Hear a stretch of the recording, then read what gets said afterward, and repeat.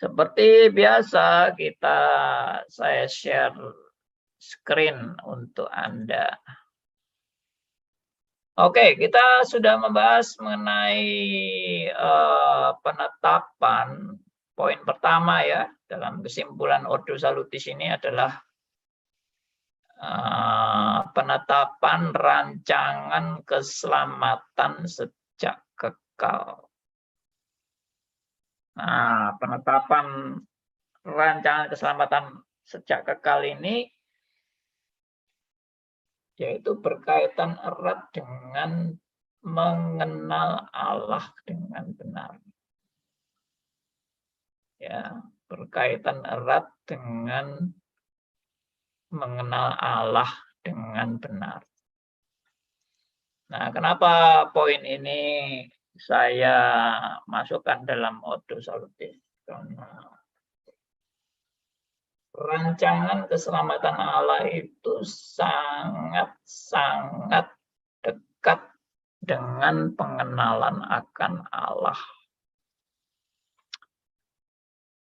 Jadi kita sudah membahas Yohanes 17 ayat 3 bahwa ternyata definisi hidup yang kekal itu adalah mengenal Allah yang benar-benar Allah. Karena banyak Allah yang palsu juga kan. Ya. Banyak Allah yang bukan Allah. Ya, Allah yang buatan manusia. Banyak itu. Allah buatan manusia itu.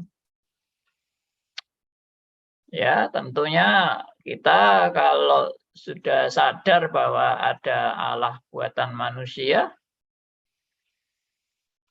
ya kita seharusnya mempertanyakan diri kita sendiri. Apakah Allah yang saya sembah ini Allah buatan saya atau benar-benar Allah yang adalah Allah? Allah khas khayalan saya atau Allah menurut teori saya? Ya, Allah menurut kebenaran-kebenaran saya atau Allah yang menurut Allah? Nah, ini yang saya terus terang kritisi ya. Dalam saya mengamati diskusi-diskusi di grup maupun di YouTube atau juga di Zoom dan sebagainya, diskusi-diskusi tersebut, bahwa seolah-olah pengenalan akan Allah itu ya bebas. Saya mau mengenal Allah yang bagaimana itu terserah saya. Dan itu selera orang memang beda-beda dalam mau mengenal Allah. Versinya beda-beda, seleranya beda-beda, keinginannya beda-beda.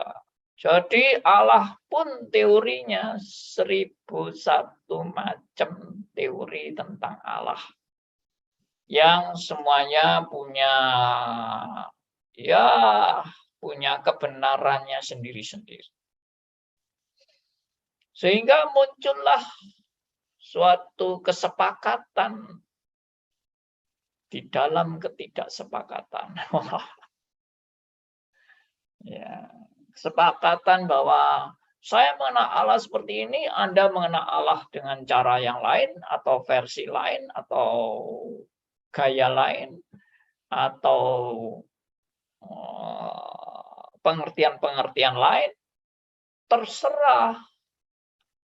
Semua orang boleh punya pendapatnya sendiri-sendiri dan versinya sendiri, dan kita punya kesepakatan untuk tidak sepakat. Maksudnya, you mau pendapat begitu ya terserah, gua pokoknya yang mau gini. Ini selera gua, selera lu lain. Oh ya, paham. Tiap orang boleh berbeda-beda karena kita ini kan bukan robot. Kita boleh memilih selera kita masing-masing. Menurut keinginan kita. Menurut kebenaran kita. Barusan terakhir ini saya juga mendapat tanggapan ya dari seseorang yang mengatakan, mana mungkin sih kita ini ajarannya semua menjadi satu? Kan justru Allah itu menghargai perbedaan. Jadi Anda boleh berbeda konsep Anda tentang Allah, saya juga punya berbeda lagi konsep saya tentang Allah. Dan Allah memang mengizinkan kita semua punya versi-versi yang berbeda. Dan tidak mungkin kita punya satu versi saja dalam mengenal Allah. Justru itu menunjukkan kekayaan. Versi-versi mengenal Allah yang satu begini, yang satu begini, yang satu begini. Itulah kekayaan dalam pengenalan akan Allah. Nah, terus terang, saya ini agak tergelitik ya. Kalau dengar-dengar pendapat model seperti itu kita akan bisa memilih. Semua itu kebebasan kita untuk mau menentukan Allah itu yang kita mengerti itu Allah yang bagaimana, itu kan terserah selera kita masing-masing. Kembali kepada sebetulnya ini doktrin Allah ya.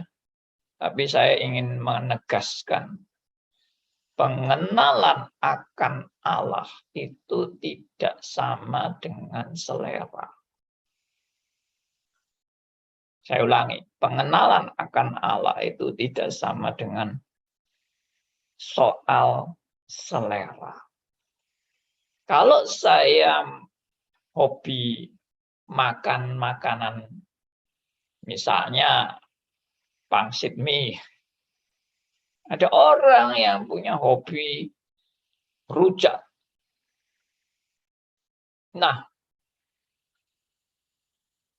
pangsit mie dan rujak itu kalau dipersaingkan, mana yang lebih benar, pangsit mie atau rujak? Nah, itu kan tidak bisa. Mana bisa pangsit mie sama rujak itu dikatakan mana yang lebih benar. Ya, karena itu masalah selera. Itu benar. Kalau pangsit, ada orang lebih suka rujak, ada orang lebih suka pangsit mie. Ya itu masalah selera. Dan tidak bisa dipaksa kan? Semua orang harus suka pangsit mie. Atau semua orang harus suka rujak. Ya, atau ada yang suka pangsit mie dan suka rujak, dua-dua. Ya, tidak bisa dipaksakan, itu selera. Ya, ada orang yang sukanya durian. Ya, tapi ada orang yang bau durian langsung sudah menjauh. Ya, itu selera. Tapi kalau pengenalan akan Allah, itu jelas-jelas Alkitab bilang itu bukan masalah selera. Itu pun juga bukan pilihan Anda dan saya.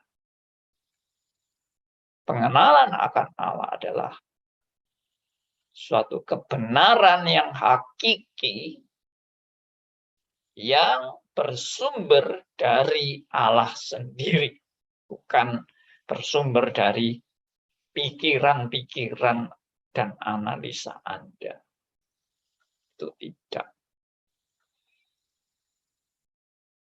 Nah, ini yang sangat penting. Ya. Kalau dikatakan di Yohanes 17 ayat 3 bahwa inilah hidup yang kekal, yaitu mengenal satu-satunya Allah yang benar dan mengenal Yesus Kristus. Ya. Itu definisi itu apa dari manusia? Definisi hidup yang kekal bahwa itu artinya mengenal Allah.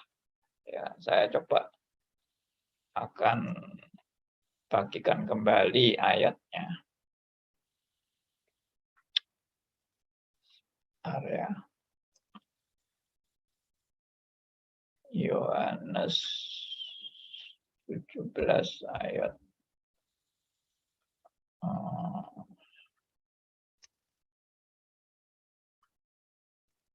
3.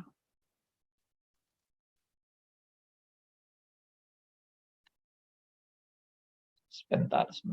Saya setting dulu ini Alkitabnya.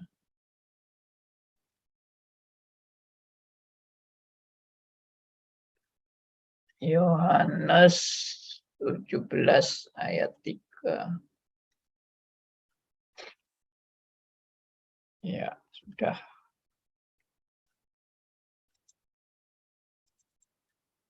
Nah, inilah hidup yang kekal, yaitu bahwa mereka mengenal Engkau satu-satunya Allah yang benar, dan mengenal Yesus Kristus yang telah Engkau utus. Ini definisi dari manusia atau ini definisi dari Allah sendiri?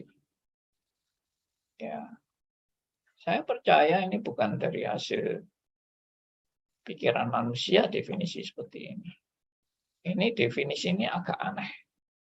Yang saya sudah katakan yang lalu ya, bahwa hidup kekal kok bisa dikaitkan dengan mengenal Engkau satu-satunya Allah yang benar, dan mengenal Yesus Kristus yang telah Engkau utus. Karena apa? Karena keselamatan itu adalah perdamaian dengan Allah. Sekali lagi, keselamatan itu adalah perdamaian dengan Allah. Keselamatan itu bukan sekedar masuk surga.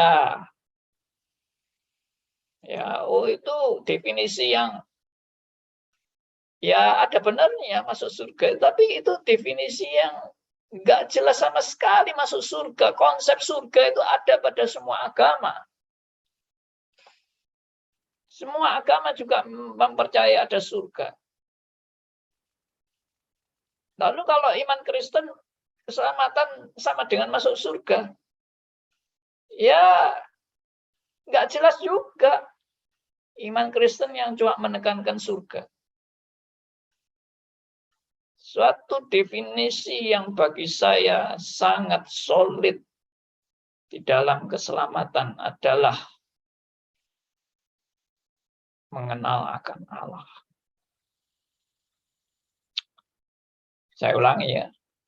Jadi keselamatan itu adalah apa sih? Keselamatan itu adalah oleh karya Kristus yang sudah menjadi korban penebus yang sempurna untuk membebaskan Anda dari hukuman akibat dosa, yaitu maut, untuk Anda diperdamaikan dengan Allah yang benar. Selain untuk dibebaskan dari hukuman, Anda juga diperdamaikan dengan Allah yang benar. Karena sebelum Anda diselamatkan, Anda itu putus hubungan dengan Allah. Maut itu putus hubungan dengan Allah, dan Kristus membayar maut untuk Anda diperdamaikan kembali. Yang putus hubungan sekarang diperdamaikan. Maka karena definisi keselamatan itu adalah diperdamaikan dengan Allah, maka itu sangat berkaitan secara esensial dengan pengenalan akan Allah. Tapi jangan dibalik. Karena saya mampu mengenal Allah, maka saya selamat. Salah. Keselamatan itu bukan karena Anda mampu mengenal Allah. Keselamatan itu karena Anda sudah ditebus oleh karya Kristus di kayu salib. Tapi karya Kristus di kayu salib yang menebus Anda itu membuat Anda berdamai dengan Allah, sehingga Anda boleh mengenal siapa Allah yang benar. Itu prosesnya. Proses keselamatan itu Anda diperdamaikan dengan Allah. Jadi, mungkinkah saya sudah selamat, tapi saya masih salah mengenal Allah? Mungkin, tapi ada tapinya. Tapi saya tidak selama-lamanya salah mengenal Allah. Karena Roh Kudus yang Tuhan utus itu untuk menuntun dan membimbing kita dan mengoreksi kita dan menginsyafkan kita untuk pengenalan akan Allah yang makin lama makin sesuai dengan apa yang Alkitab nyatakan tentang siapa Allah itu. Nah, jadi dengan demikian pengenalan akan Allah juga berkaitan dengan pengenalan akan pengajaran-pengajaran yang Allah juga berikan kepada umatnya. Makanya pengenalan akan Allah juga tidak mungkin lepas dari pengajaran-pengajaran yang datang dari Allah yang benar-benar Allah. Karena itu juga tidak bisa diabaikan kalau orang bilang, itu pengajaran tidak penting. Yang penting saya berbuat baik. Orang nggak mengerti sama sekali tentang esensi keselamatan. Esensi keselamatan itu tidak bisa dilepaskan dari pengenalan akan Allah yang benar dan pengenalan akan Yesus Kristus yang diutus dan pengenalan akan Roh Kudus yang juga diutus oleh Allah Bapa dan oleh Yesus Kristus dan juga pengenalan akan kebenaran-kebenaran yang diajarkan oleh para nabi, para rasul, oleh Yesus Kristus. Dan semuanya yang sudah tertulis dalam Alkitab, karena itu Roh Kudus diutus untuk kita, saudara dan saya, memahami akan Allah yang benar-benar Allah di dalam yang sesuai dengan yang tertulis dalam Alkitab. Jadi hidup kekal itu tidak akan lepas daripada pengenalan akan Allah yang benar. Hidup kekal juga tidak akan lepas daripada pengajaran akan hal-hal yang Tuhan ajarkan kepada murid-muridnya. Karena itu Tuhan Yesus berkata kepada murid-muridnya, ya, jadikanlah semua bangsa muridku dan ajarkanlah mereka. Ajarkanlah mereka, jadikan mereka muridku. Berarti keselamatan sangat erat juga dengan pengajaran. Saya tidak lalu menganggap bahwa orang yang tidak mengerti pengajaran itu orang yang terbuang, tidak. Tapi saya percaya keselamatan itu akan menghantar saudara dan saya pada pengajaran yang makin lama makin menuju pada kebenaran yang sesuai dengan prinsip-prinsip yang Alkitab nyatakan kepada saudara dan saya. Jadi ini bukan masalah selera. Kalau masalah selera ya up to you. You mau suka rujak atau you mau suka pangsit mie, aku tidak bisa memaksa. Atau aku tidak bisa memberi warning. Oh, tidak bisa lo ya. Rujak itu, wah, racun itu. Pasitmi yang benar. Nggak bisa dong. Tapi kalau saya memperingatkan Anda bahwa orang-orang yang menolak Allah Tritunggal itu sangat berbahaya. Karena itu sudah pengajaran-pengajaran yang sesat dan meninggalkan prinsip-prinsip Alkitab. Kalau sampai menolak Allah Tritunggal. Nggak bisa kan? Saya tidak bisa mengatakan, ya itu selera manusia lah. You mau terima Allah Tritunggal, mau menolak, ya itu semua tergantung selera manusia. Saya tidak bisa mengatakan seperti itu. Gereja pun juga harus tegas. Menolak Allah Tritunggal berarti bidat. Dan itu bukan Kristen. Kristen yang benar, sesuai dengan prinsip-prinsip yang diajarkan oleh Alkitab dan pimpinan Roh Kudus kepada gerejanya. Kita sekarang sudah mengaminkan bahwa pengajaran Allah Tritunggal adalah yang solid. Itu. Jadi saya terus terang prihatin kalau ada pendeta yang hari ini menolak Allah Tritunggal dan mengatakan Allah Tritunggal itu cuma ciptaan manusia, itu karangan manusia, itu bukan benar-benar Alkitab. Aduh, kita kembali lagi kepada konsili-konsili gereja abad ke-4 dan abad ke-5. Kita dulu di dalam konsili-konsili gereja itu, wah sudah para ahlinya itu berdebat luar biasa dalam konsili-konsili gereja sampai bisa merumuskan Allah Tritunggal dengan solid. Sekarang pendeta-pendeta yang sok pinter ini mengatakan apa konsili gereja itu tidak ada gunanya itu. Saya tidak mengikuti mereka. Saya punya hikmat sendiri dari Tuhan. Tuh, gimana itu? Ya, banyak orang-orang yang sok keminter tapi ngawur pengajarannya. Maaf, saya bukan lalu saya yang sok keminter ya. Enggak, karena apa? Karena saya dulu juga sesat seperti pendeta-pendeta yang gembar-gembor sekarang ini.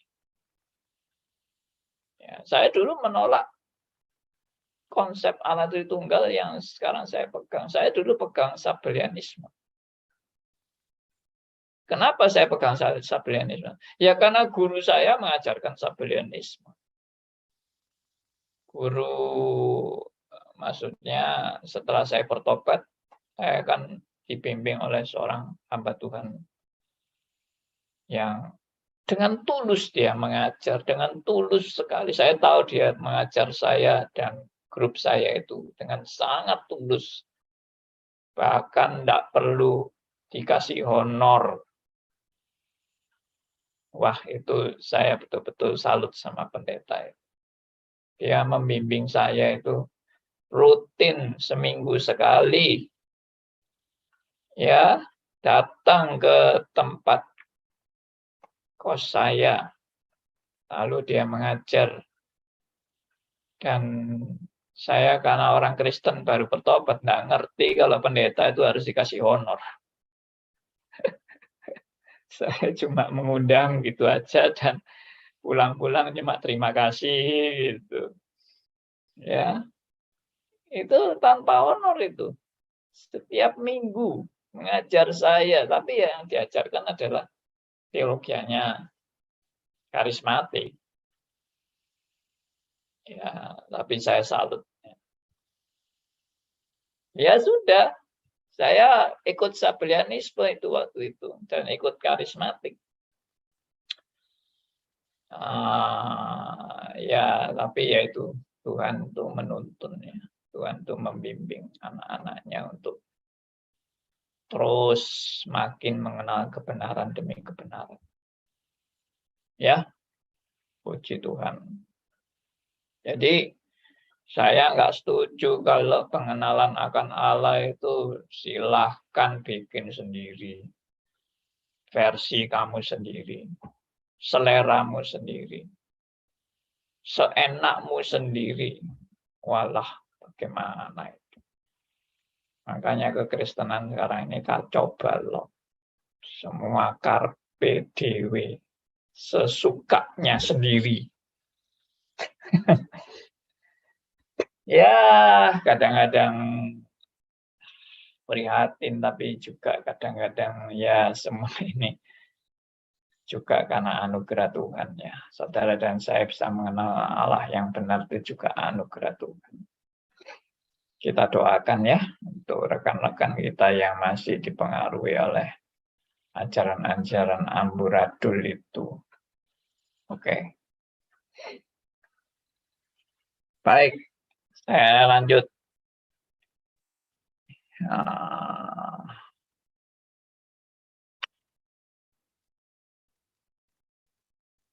Ya, ini. Kita sudah membahas Yohanes 17 ayat 3 dan juga Roma 12 ayat 2 sampai 3. Roma 12 ayat 2 sampai 3 juga menunjukkan bahwa orang yang giat untuk Allah tapi tidak mengenal kebenaran. Roma 10, Pak. Itu Roma 10, Pak ya, bukan Roma 12, Pak. Oh, ya, sorry. Good. Terima kasih sudah diingatkan. Saya lupa dulu. Roma 10. Sorry.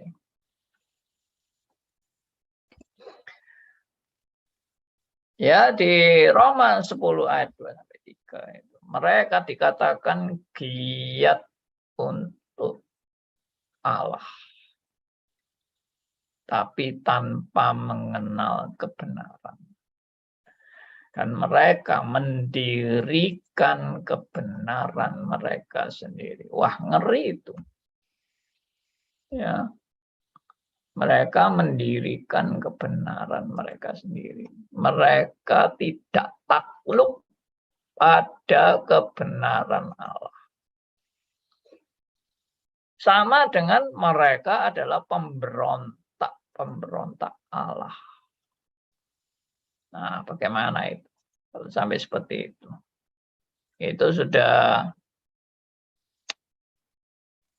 amat sangat mengerikan ya. Seperti Pak Martin yang dulu juga minggu lalu juga komentari.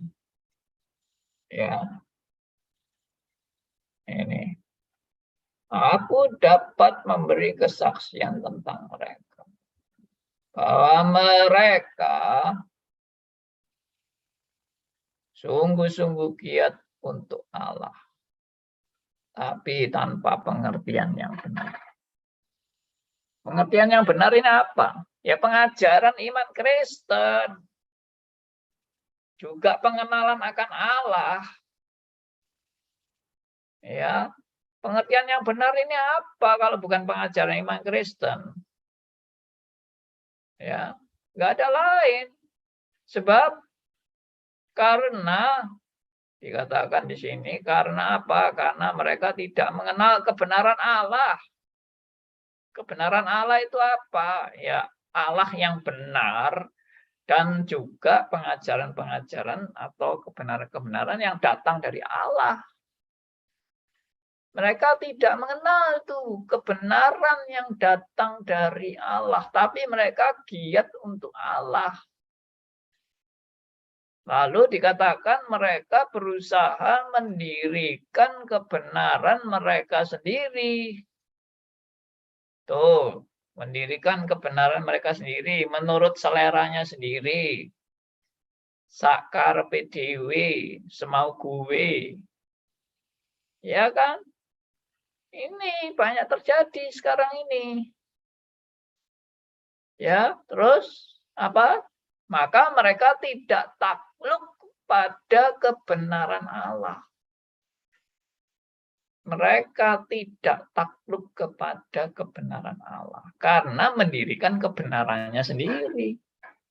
menurut seleranya sendiri, menurut pemahamannya sendiri. Ya. Saya kalau mengingatkan seperti ini, orang kadang-kadang bereaksinya sinis. Ngomongnya gini, apa lu rasa lu yang paling benar?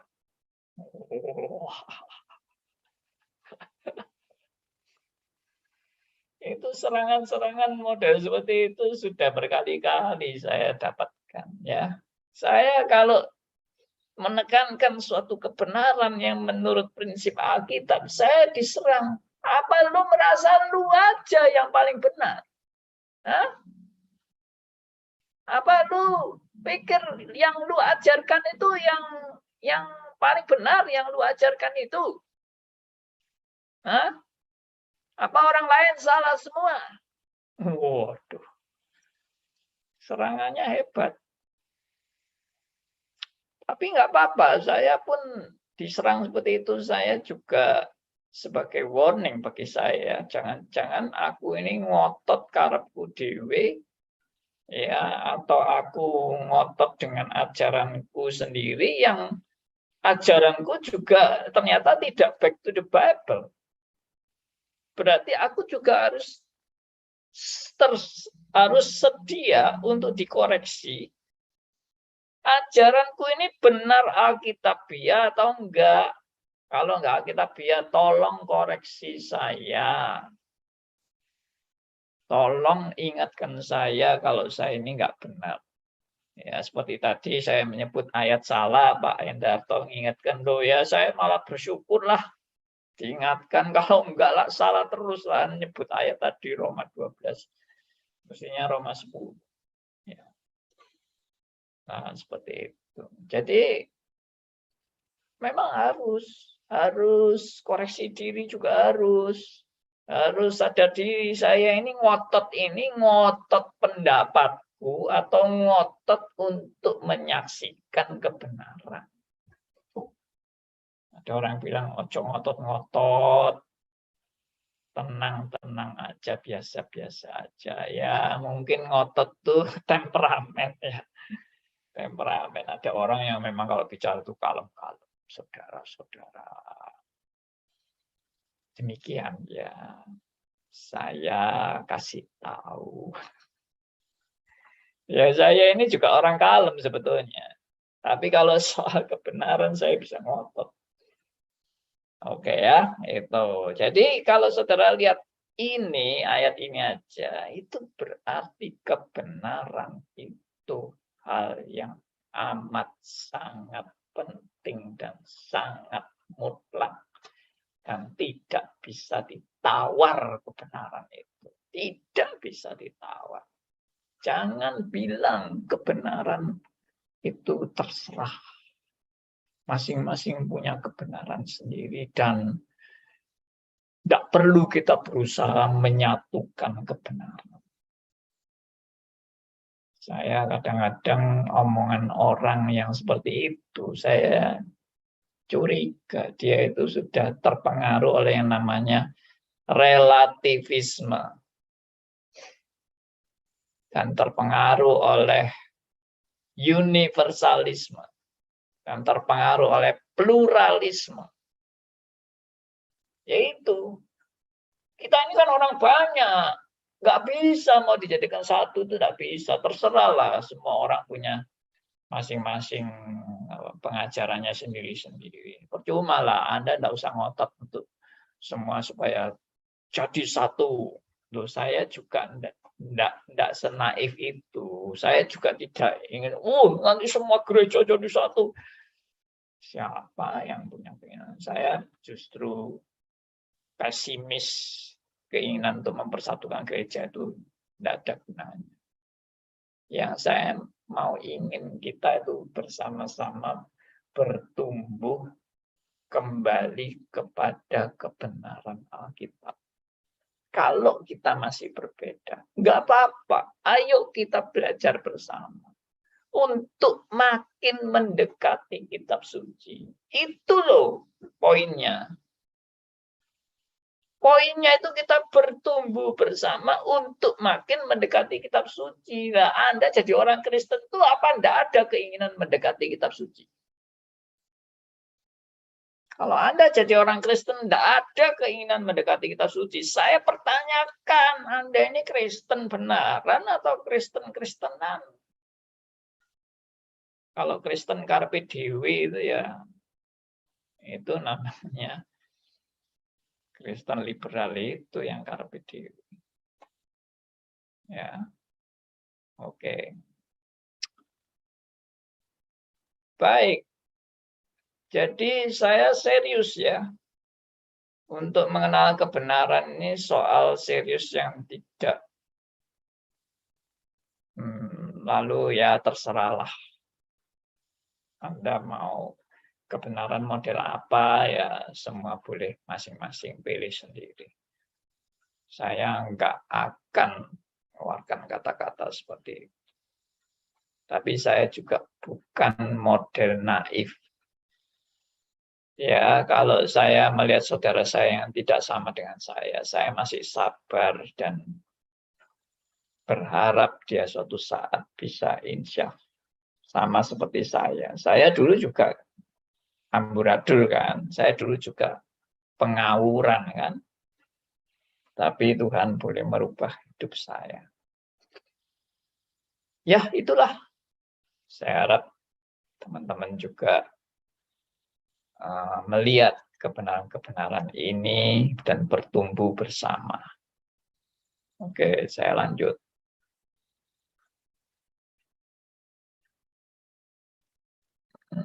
Nah, ini.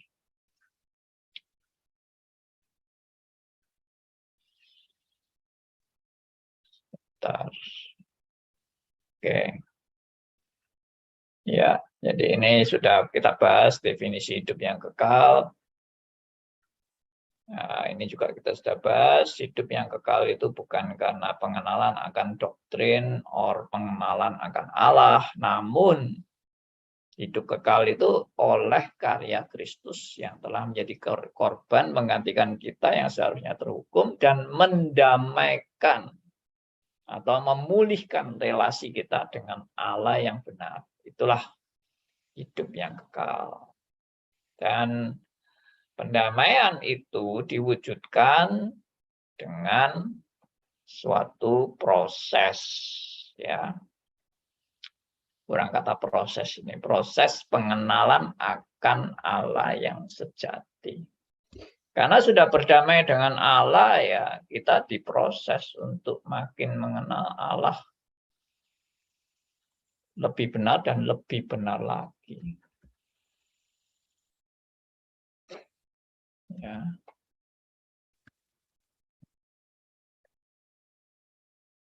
Nah, ini.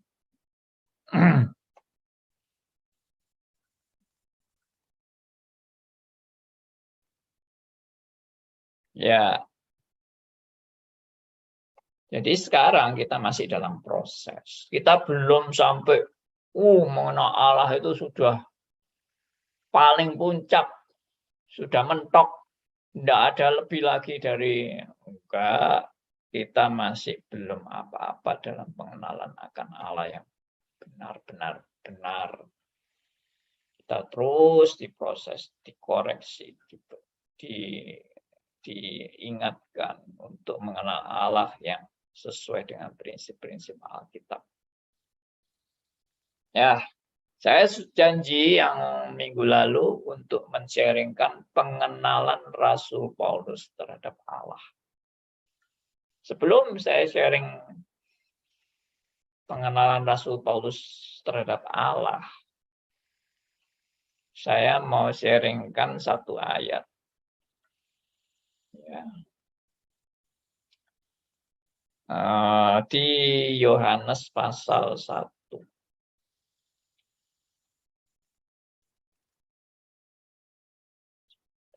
Yohanes pasal 1. Ada teman yang boleh bacakan buat kita semua. Injil Yohanes pasal 1 ayat 18. Ada yang mau bacakan? Silakan. Saya bacakan, Tidak Pak. seorang pun yang pernah melihat Allah, tetapi anak tunggal Allah yang ada di pangkuan Bapa, dialah yang menyatakannya. Yes, terima kasih Bu Cucu. Tidak seorang pun yang pernah melihat Allah. Ini pernyataan juga amat sangat penting. Tetapi anak tunggal Allah yang ada di pangkuan Bapa, dialah yang menyatakannya. Alias apa? Alias tanpa Kristus kita juga tidak mungkin bisa mengenal Allah yang benar-benar Allah. Loh, bagaimana dengan orang-orang perjanjian lama? Kan Kristus belum datang. Orang perjanjian lama pun sudah mengimani atau sudah mengarah iman mereka kepada Sang Mesias, yaitu Kristus. Jadi saya percaya orang perjanjian lama pun sudah melalui perantara Kristus dalam pengenalan akan Allah yang benar-benar Allah. Nah, ini sangat prinsip dan sangat esensial. Kalau orang ada yang bilang, enggak usah Kristus-Kristusan, saya langsung bisa mengenal Allah. Itu tidak mungkin. Sekali lagi saya mau ingatkan ada ayat di mana Kristus menyatakan imannya orang-orang Yahudi yang ngawur itu. Mereka merasa, orang-orang Yahudi itu merasa mereka punya Allah yang benar. Dan mereka punya pengenalan akan Allah yang benar. Sehingga waktu berdebat dengan Tuhan Yesus, mereka sangat yakin mereka itu mengenal Allah. Nah, Tuhan Yesus langsung bilang kepada mereka, kalau kamu mengenal Allah dan Allah itu Bapamu, kamu akan mengasihi aku. Dan kamu tidak mungkin akan membunuh aku. Ya.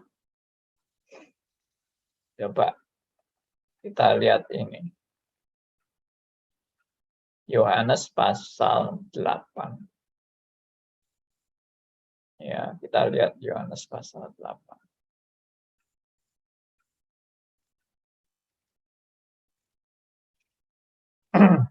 Kita lihat ayat 42.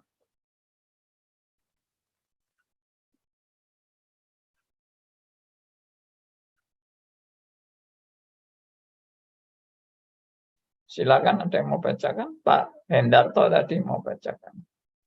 Baik, Pak. Terima kasih. Yohanes 8 ayat 42. Kata Yesus kepada mereka, "Jikalau Allah adalah Bapakmu, kamu akan mengasihi aku, sebab aku keluar dan datang dari Allah. Dan aku datang bukan atas kehendakku sendiri, melainkan Dialah yang mengutus aku." Iya. Jikalau Allah adalah Bapakmu, kamu akan mengasihi aku. Kamu akan percaya kepadaku. Itu sama aja dengan kata lain. Tuhan Yesus mau mengatakan kepada orang Yahudi, kamu itu tidak mengenal Allahmu. Karena kamu menolak aku. Ya, coba kita lihat lagi di Yohanes 8 ayat 39 sampai 40. Coba tolong dibacakan. Ada teman lain mau bacakan, silakan. Yohanes 8 ayat 39 sampai 40.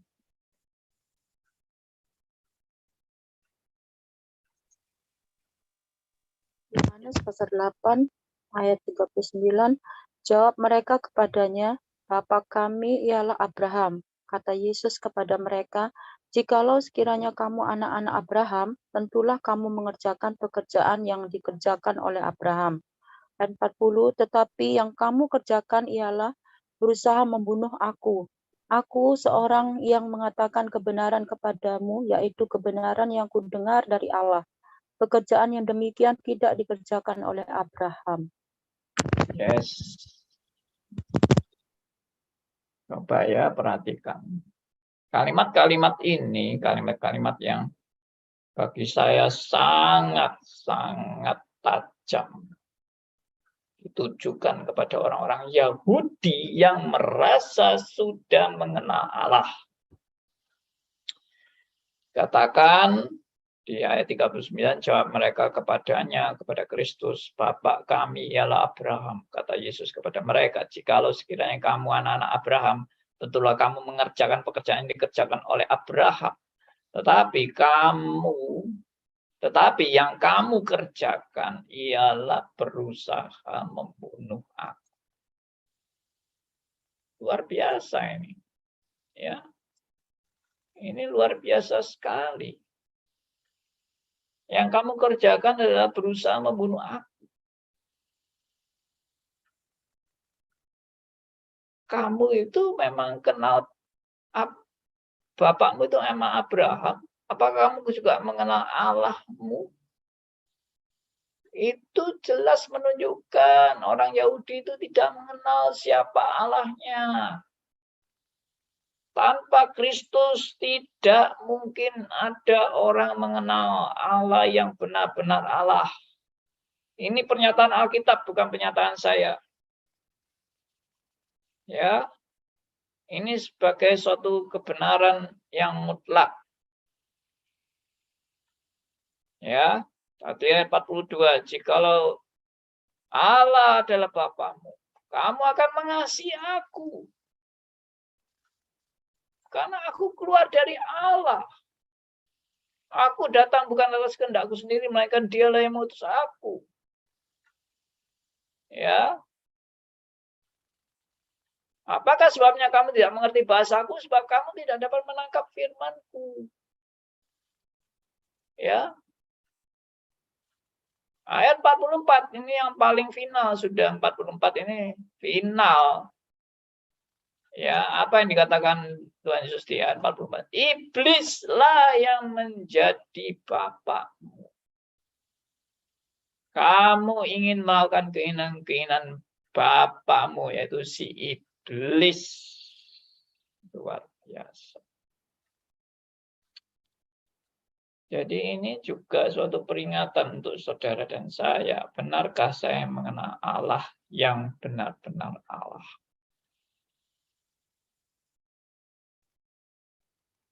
Jangan-jangan Tuhan Yesus kalau datang pada hari ini dan kita ngotot, "Aku sudah mengenal Allah." Lalu Tuhan Yesus bilang, "Allah yang kamu kenal itu ternyata tidak sesuai dengan berita Alkitab. Allah yang kamu ngototkan itu ternyata Allah versi kamu sendiri. Versi kebenaran kamu sendiri." Saya terus terang ya, saya bergumul berat pada waktu setelah saya bertobat. Bergumulnya apa? Benarkah saya mengenal Allah yang benar-benar Allah? Jangan sampai saya mengenal Allah itu keliru. Dan ayat-ayat ini yang menjadi satu warning ya bagi saya pada waktu itu. Sampai saya bahkan, yaitu yang saya pernah cerita, hampir jadi berpindah ke seberang. Ya, gara-gara saya meragukan apakah Allah yang saya sembah ini benar-benar Allah yang sejati. Jangan-jangan keliru Allah yang saya sembah. Sampai sebegitunya. Ya, ini benar serius. Tapi ya puji Tuhan ya, Roh Kudus yang membimbing saya dalam pengenalan akan kebenaran. Oke, jadi nggak bisa dipisah, saudara-saudara. Pengenalan akan Allah itu dengan hidup kekal itu tidak bisa dipisah. Nah, sekarang seperti sesuai dengan janji saya, kita akan melihat bagaimana Rasul Paulus mengenal Allah. Rasul Paulus juga orang Yahudi. Rasul Paulus juga termasuk ya orang-orang yang meyakini Allahnya adalah Allah yang benar waktu dia belum bertobat. Dia juga menganggap Allah dia adalah Allah yang benar.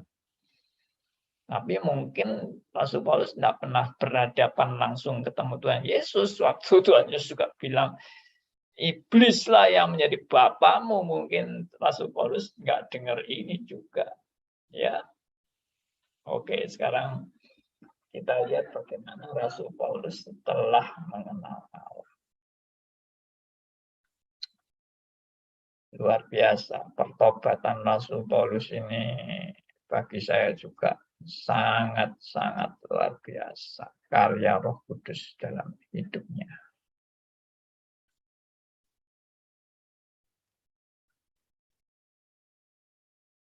Ini.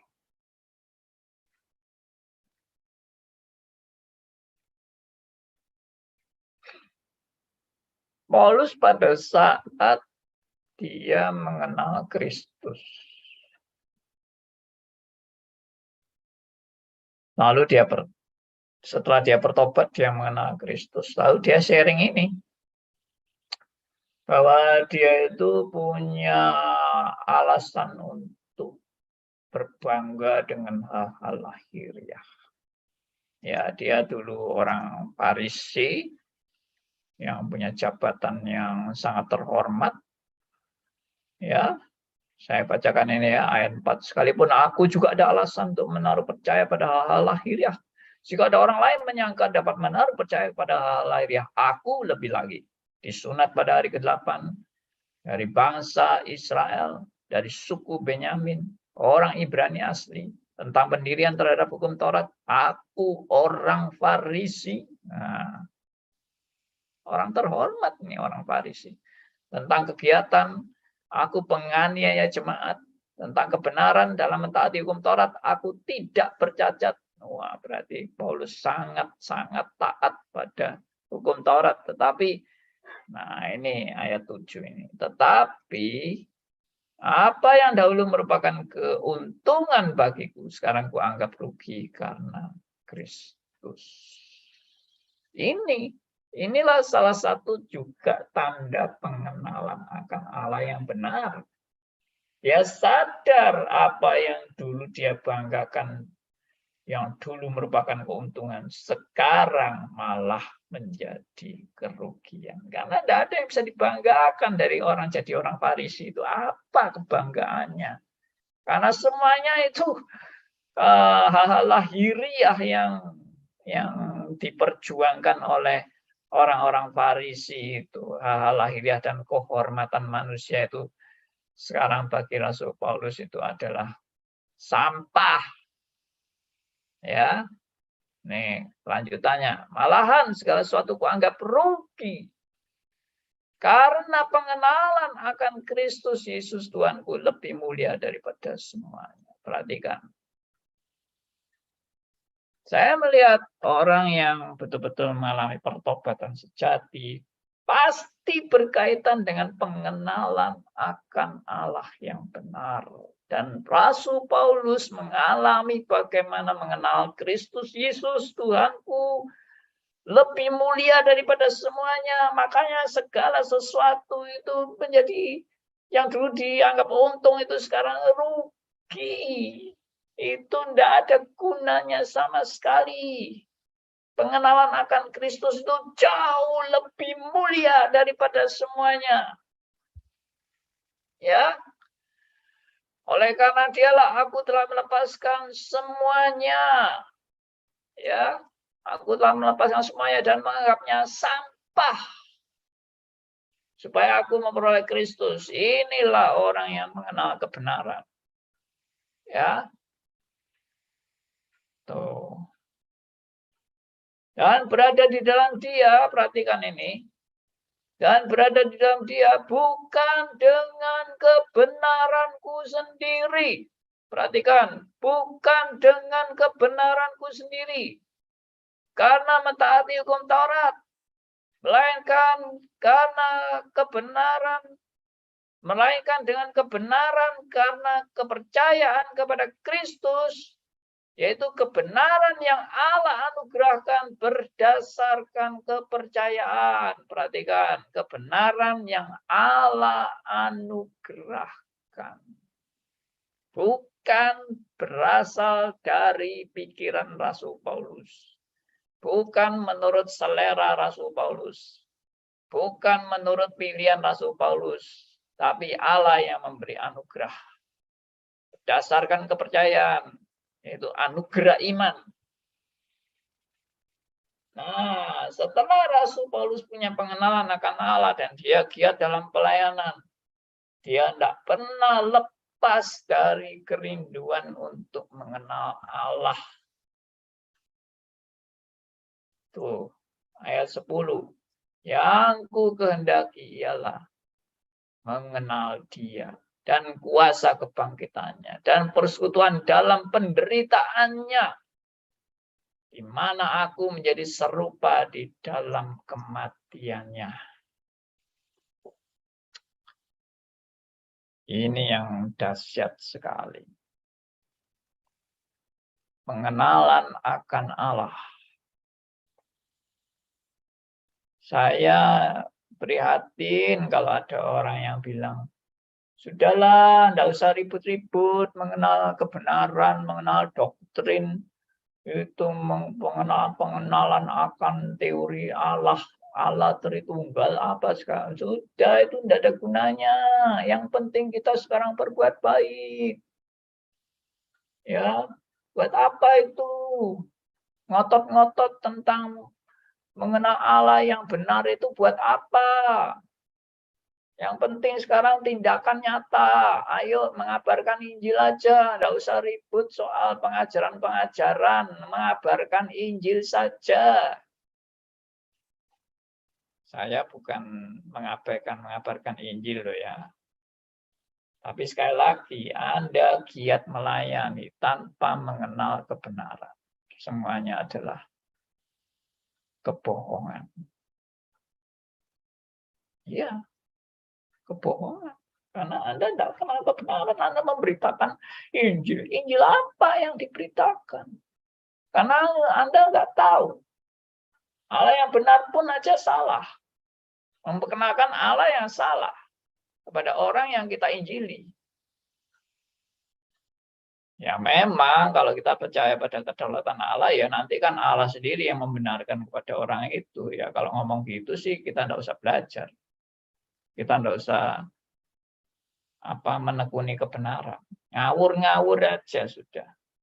Toh nanti Allah yang membenarkan. Ya enggak dong. Tuhan mengajarkan kita untuk bertanggung jawab. Oke, jadi dari bagaimana Rasul Paulus juga amat sangat menekankan pengenalan akan Allah dan kebenarannya.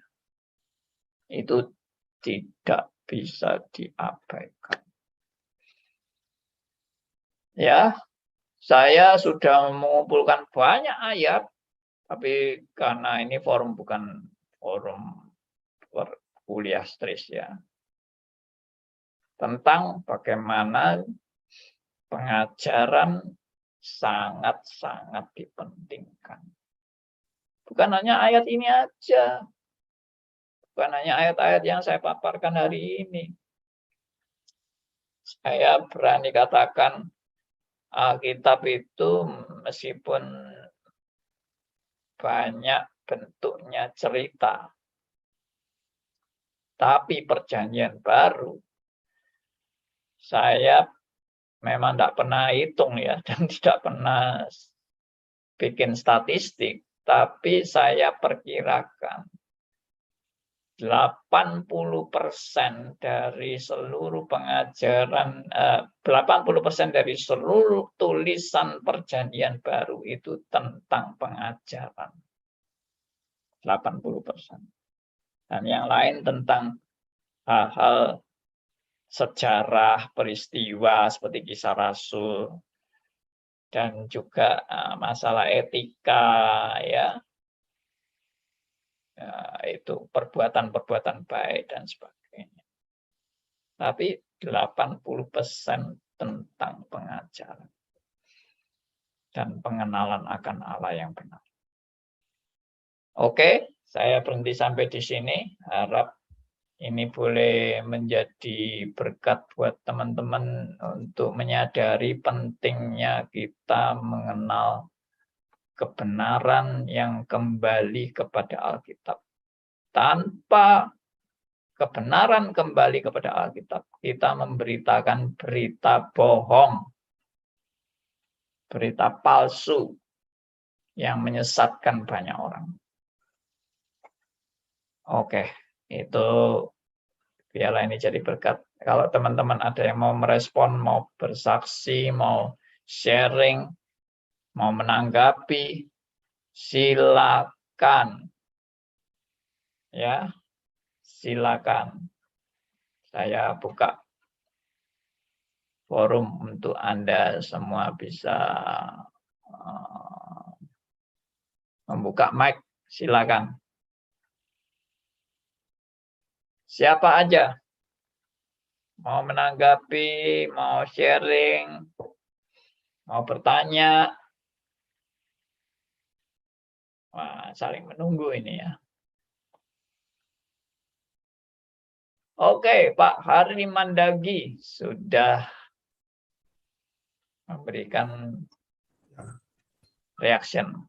Ya Pak, mengenai tadi Allah yang benar-benar Allah, dan ada yang mengenal Allah sebenarnya bukan Allah yang benar-benar Allah. Jadi artinya Allah palsu atau Allah hasil imajinasi gitu.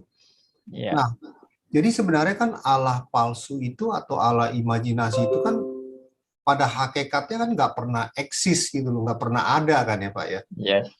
Nah, tapi kalau mereka percaya itu, apakah itu yang mereka percaya itu sesuatu yang salah itu, apakah itu karena dari iblis atau memang itu memang dari hasil pemikiran mereka sendiri tanpa ada intervensi dari iblis atau iblis memakai situasi itu loh, kepercayaan mereka itu. Artinya iblis bisa mendompleng kepada pemikiran mereka itu. Apakah seperti gitu Pak Andi? Mungkin Oke, bisa baik. dijelaskan Pak. Apakah itu hasil pikiran sendiri atau itu iblis yang bekerja, yang mendompleng, mempengaruhi, dan sebagainya. Nah, saya berpikiran semua mungkin. Seperti yang tadi saya sharekan, saya diajar oleh pendeta yang membimbing saya. Ajaran-ajaran yang enggak benar itu. Saya nggak mikir bahwa itu iblis sih. Tapi itu karena kita itu jadi korban pendidikan yang salah. Ya, dari suatu sekolah teologi yang doktrinnya salah. Nah, itu bisa dipakai iblis memang untuk membuat kita menjauh dari kebenaran, bisa dipakai iblis. Tapi bisa juga hanya sebagai suatu kesalahan dari ketidaktahuan kita. Sama seperti saya dulu juga diajar yang salah itu kan saya nggak tahu kalau itu salah. Saya nggak ngerti. Baru setelah saya masuk sekolah kitab, sekolah teologi, baru mulai diajar tentang Allah itu enggak. Oh, kaget saya. Loh, kok versinya beda sama yang saya yakini selama ini. Terkaget-kaget saya. Jadi selama ini saya itu menyembah Allah itu salah. Konsep saya tentang Allah Tritunggal itu salah. Ya, tapi saya percaya bahwa saya itu sudah bertobat. Saya sudah lahir baru. Cuma saya belum sampai kepada pengertian yang benar ini. Nah, tapi kan saya tidak bisa untuk enjoy di dalam kesalahan terus-menerus. Makanya saya tadi bilang Roh Kudus itu tidak mungkin tinggal diam. Pasti Roh Kudus yang sudah Tuhan anugerahkan berkarya dalam hidup kita, itu pasti akan menuntun kita pada kebenaran demi kebenaran. Akan mengoreksi kita. Waktu kita punya pengertian-pengertian yang salah, itu akan dikoreksi. Nah, itu yang saya alami. Kalau saya tidak dikoreksi Roh Kudus, saya tidak disadarkan, sampai sekarang saya sesat terus. Saya ngotot terus dengan keyakinan saya tentang Sabellianisme itu. Karena dulu saya ngotot beneran, dan saya sudah mengajar kepada rekan-rekan saya tentang Sabellianisme ini. Setelah saya belajar di sekolah teologi, saya tahu bahwa itu sesat. Wah, saya panggili teman-teman saya. Waduh, maaf, dulu saya mengajar yang salah, saya bilang.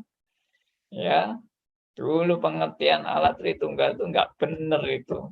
Yang saya ajarkan dulu itu. Ya, saya minta maaf sama teman-teman saya. Ya, lalu saya koreksi, yang benar itu yang begini. Ya, bersyukur. Ya. Ya, seperti itu Pak Hari. Jadi bisa itu ya, kan kita ini masih dalam proses. Itu yang saya katakan, dalam proses, dan kita sedang dituntun dan dibimbing oleh Roh Kudus. Tapi juga bisa itu pekerjaan iblis yang mau menjauhkan kita dari firman Tuhan. Tetapi kalau kita orang yang betul-betul sudah bertobat, ya, orang-orang yang dalam bimbingan Roh Kudus, tidak mungkin dibiarkan kita tersesat. Makin lama makin tersesat sampai terhilang, itu tidak mungkin. Yaitu. Oke. Ya, makasih Pak Andi. Ya, Saya juga dulu memang Sabellianisme, tapi saya juga nggak tahu istilah Sabellianisme. Setelah saya tahu, saya mengerti Allah Tritunggal yang benar, istilah Sabellianisme baru saya tahu. Ya, kelihatannya memang paling banyak orang Kristen itu ngikutnya Sabellianisme. Kelihatannya begitu. Iya, benar. Betul sekali. Baik, ada teman lain silakan. Pak, apakah Bapak dulu tuh ngotot juga ngeyelan juga, Pak? Ngeyel, iya benar, saya ngeyelan. Ya, cuma ngeyelnya saya itu, saya terbuka dengan kebenaran. Kalau ada orang yang bisa menunjukkan ini kebenarannya, apa masih ngotot terus, wah langsung saya takluk. Ya, amin. Saya sadar saya salah. Nah, itu sudah. Tapi selama saya belum dikasih tahu kesalahan saya, ya saya ngotot terus, Pak. Wong saya itu nggak tahu salah saya di mana. Contohnya begini, waktu saya masih pegang Sabellianisme, saya kan sudah sharing ke teman-teman tentang Sabellianisme. Lalu ada pendeta yang mendengarkan saya. Langsung pendeta ini, pendeta senior ya. Langsung pendeta ini ngoreksi saya. Itu waktu itu saya masih mahasiswa. Langsung pendeta itu ngoreksi saya. Andi, saya kira ajaran you tentang Allah Tritunggal itu kurang sesuai dengan Alkitab. Ya coba itu aja. Dia cuma ngomong itu aja. Saya waktu ditegur gitu langsung reaksi saya juga nggak suka ya. Reaksi saya pikir, wah ini ajaran dari Tuhan kok. Ada orang yang berani ngoreksi saya. Tapi karena saya tidak dikasih tahu salah saya di mana, ya saya ngotot aja, tetap ngotot. Jadi ya saya baru mulai berubah itu setelah saya masuk sekolah teologi. Karena saya diskusi dengan teman-teman tentang alat Tritunggal. Wah, saya waktu di sekolah Alkitab itu ya, tiap malam saya itu diskusi dengan teman-teman sampai nggak tidur di sekolah teologi itu. Ya, tidurnya sampai jam 1, jam 2 baru tidur itu. Ya. Karena yang ngototnya itu kalau saya enggak ngotot ya enggak usah diskusi ya. Tenang-tenang aja semua. Oke, demikian.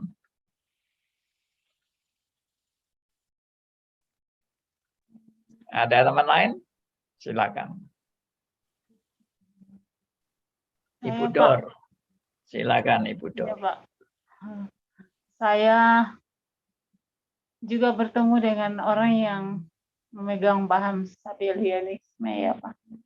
2 kali. Yang pertama saya ketemu di BMW Sosok. Oh. Dosennya Pak. Waduh. Dosennya. Kemudian di belum lama ini kemarin di sini beliau ada yang bawa satu diskusi, terus ada yang bertanya tentang Tritunggal, jadi bilang Allah kita satu sama saja, Allah Bapa itulah Allah Anak dan sebagainya. Sudah bisa dibayangkan ke sana. Terus yang satu ada tulisan terkenal dari salah satu dokter yang namanya Erastus Sabdono, Pak. Itu masuk ke itu masuk ke perpustakaan BMW Wonogiri, Pak. Saya lihat bukunya waktu itu, saya bilang kayak bidang perpustakaan ini keluarkan, jangan taruh di situ. Dibuang itu buku itu kalau enggak, banyak sekali kasih buku, Pak. Saya bilang buku-buku begini yang ke perpustakaan nanti mahasiswa akan bingung, tidak mengerti mana yang benar. Kalau semua ini kan kita dari interdenominasi mengajar. Jadi kalau akhirnya mereka bikin paper begitu, mereka enggak ngerti, kita yang bertanggung jawab. Waduh, ya. Akhirnya sudah, memang buku itu benar-benar diangkat, di drop keluar, Pak. Keluar dari Wah, ya syukur. Iya, Pak. Kita kan kebanyakan buku Momentum, kebanyakan buku BPK dan Humas, Pak. Kayak gitu-gitu karena memang tuntutannya kayak gitu ya, Pak. Jadi peraturannya seperti itu.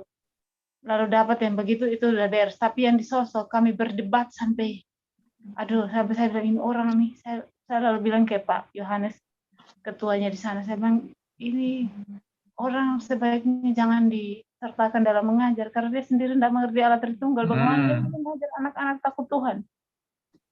Kemudian kemarin di sini saya bertemu dengan hamba Tuhan senior, beliau berbicara tentang alat Tritunggal yang seperti itu lagi. Jadi karena ada yang bertanya, beliau menjawab, saya bertanya balik, Pak, kalau begitu seandainya pertanyaan begini ke Bapak, bagaimana jawaban Bapak? Lalu pada waktu Yesus turun ke dalam dunia, surga kosong dong, Pak. Gimana jawaban Bapak? Langsung nggak bisa jawab. Kalau Allah Bapa, Allah Anak, Allah Roh Kudus sama kan? Nanti ada kudeta nanti ya. Lalu dia juga berpikir, Pak, tapi saya bilang, Pak, mungkin perlu kita diskusi lebih lanjut nanti, tapi tidak tahu kapan. Saya bilang begitu. Saya tidak mau menjatuhkan orang gitu. Pasalnya bikin pertanyaan yang membingungkan dia sendiri dengan jawaban-jawabannya dia, Pak.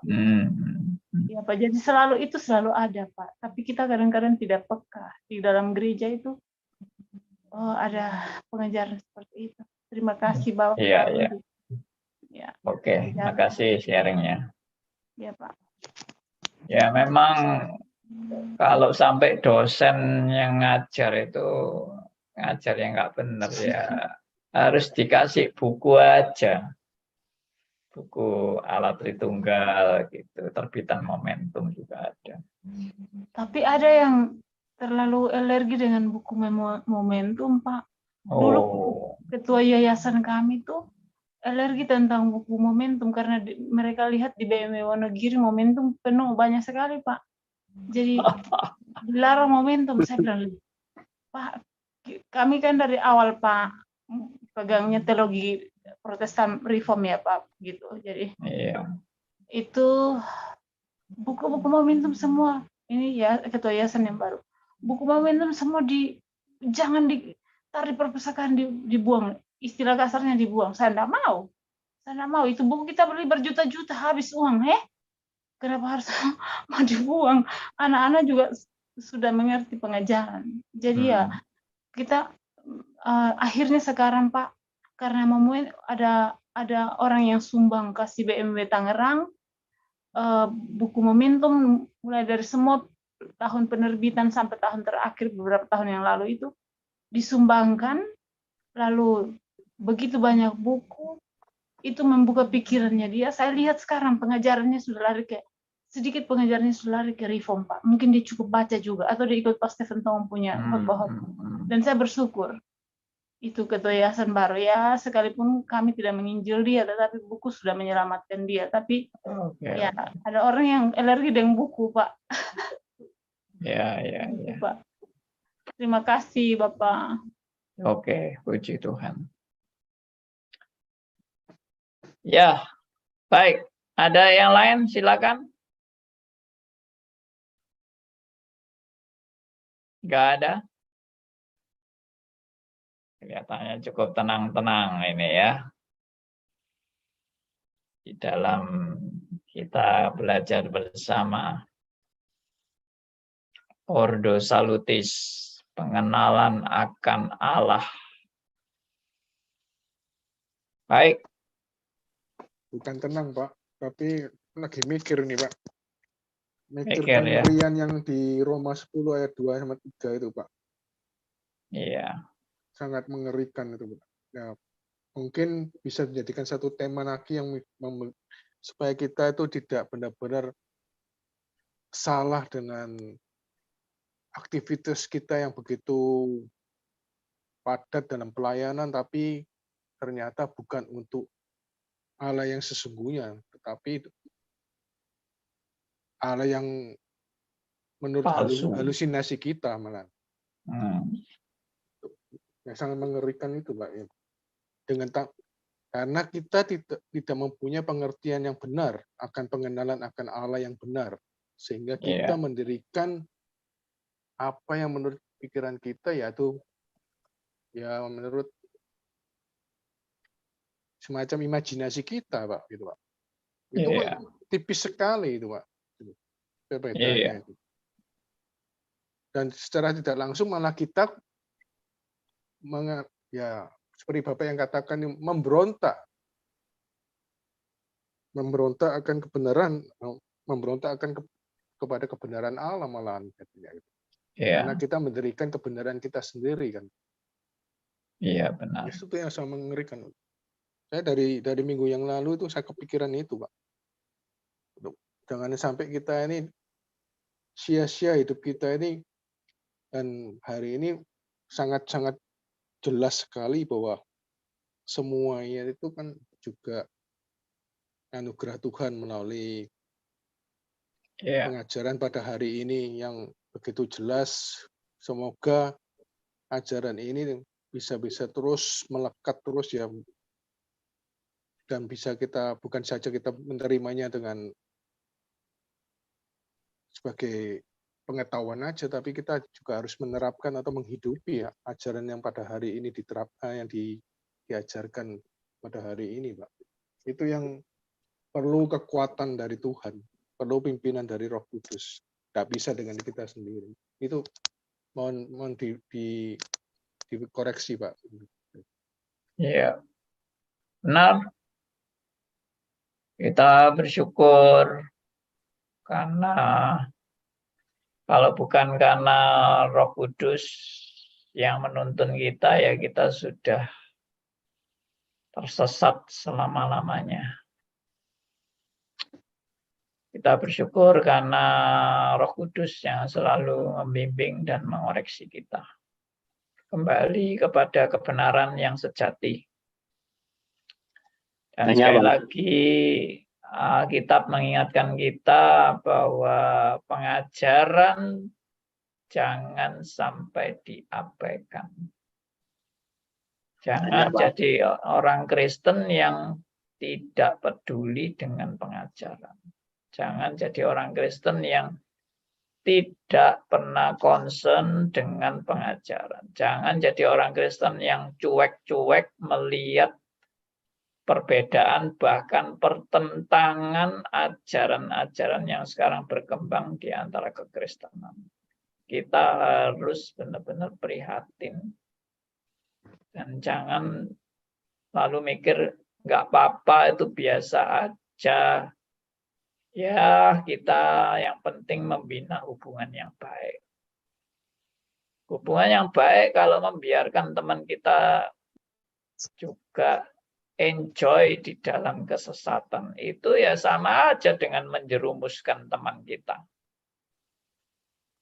Tidak apa-apa, yang penting kamu itu sama saya baik-baik aja. Ajaranmu bertentangan dengan saya, tidak apa-apa, yang penting kita sama-sama diterima Tuhan. Apa benar kita diterima Tuhan? Ya, itulah, saya juga bukan lalu mau gaya kadrun yang wah semua diteror, diancam dan sebagainya, juga tidak. Ya, saya juga sadar bahwa orang bisa percaya itu karena anugerah Tuhan. Tapi bukan berarti lalu kita diem-dieman kan. Oh, semua orang percaya karena anugerah. Ya sudah, biarin aja semua yang sesat ya biar sesat. Yang benar ya karena anugerah Tuhan, selesai. Tidak ada perjuangan, tidak ada pemberitaan, tidak ada usaha untuk menghantar orang pada kebenaran yang sejati. Ya tidak bisa, harus ada perjuangan. Oke, Pak Aryo mau bicara kelihatannya.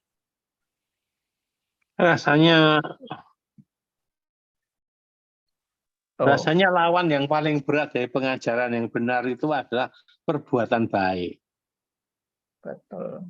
Itu paling menipiskan perbedaan itu. Paling berat perbuatan baik. Ya. Moral. Yang penting Itu berbuat berat, baik. Bukan pengajaran. Pokoknya berbuat baik. Ya, itu paling berat itu. Tipis langsung udah perbedaannya. Oke. Baik, kita sudah sampai pada akhir acara. Terima kasih buat semua rekan-rekan yang sudah terlibat dan sudah berbagian di dalam mengikuti acara obrolan santai ini. Bagi teman-teman yang sudah bergabung, saya juga berterima kasih ya. Yang baru bergabung ini kelihatannya Pak Amos Harold, ya kan, dari Sumatera Utara. Iya, Pak. Ya, apa kabar? Baik-baik, Pak Amos? Baik, Pak. Puji Tuhan. Kemudian siapa lagi? Posma Tobing. Ya, Posma Tobing ini di mana posisinya? Kita belum kenal ini. Atau sudah tahu ya, sudah kenal nih. Enggak menjawab ini. Lalu ini siapa ini? Pakai nama Ilza Budi. Ilza Budi. Saya juga nggak tahu siapa ini. Ya, kalau Monica Surabaya sudah tahu. Evelyn, if berada di mana? Wah, nggak ada respon ini. Oke, teman-teman. Ini baru mau jawab ini. Evelyn. Di Jakarta. Jakarta ya? Oh, oke. Siapa yang mengajak untuk ikut di diskusi ini? Ibu Liven. Oh, Ibu Liven. Oke. Ya, puji Tuhan. Selamat bergabung ya, Evelyn. Terima kasih. Ya, nanti lain kali ikut lagi. Baik. Selanjutnya ada Pak Sony. Ya, sudah lama tidak dengar suara Pak Sony. Malam Pak, ya baik Pak. Malam, baik-baik ya. Baik Pak. Iya. Thank you, makasih Pak. Ya, makasih. Pak Yohanes Makassar, bagaimana kabarnya? Baik, Pandi. Ya, nanti saya awal bulan November ya, saya ke Makassar. Oh iya Pak. Harap bisa ketemu nanti ya. Iya, Pak. Sudah lama ini saya tidak ke Makassar. Hmm. Oke, lalu Cinmay. Medan nih. Selamat malam, Pandi. Selamat malam. Ya, Medan. Mantap. Oke, kita tutup dalam doa ya. Kita bersyukur untuk semuanya ini. Saya minta yang tutup doa kali ini adalah Bapak Sugianto. Silakan Pak Sugianto pimpin kita dalam doa. Mari kita berdoa teman-teman semua. Tuhan Allah Bapa kami yang di surga, puji syukur kami naikkan kepadamu karena Kau telah memimpin pertemuan kami pada malam hari ini. Tuhan telah membukakan rahasia-rahasia firman-Mu melalui Bapak Andi Halim. Terima kasih Tuhan, Kau telah mengirim Pak Andi Halim untuk mengajar kami semua. Kiranya Tuhan berkati beliau dan tetap menjaga kerendahan hati. Terima kasih Tuhan bahwa kami semua dalam keadaan sehat. Kiranya Tuhan sebentar lagi kami hendak beristirahat dan pimpin kami semua pada hari. Terima kasih Tuhan, dalam nama Tuhan Yesus kami sudah berdoa. Amin.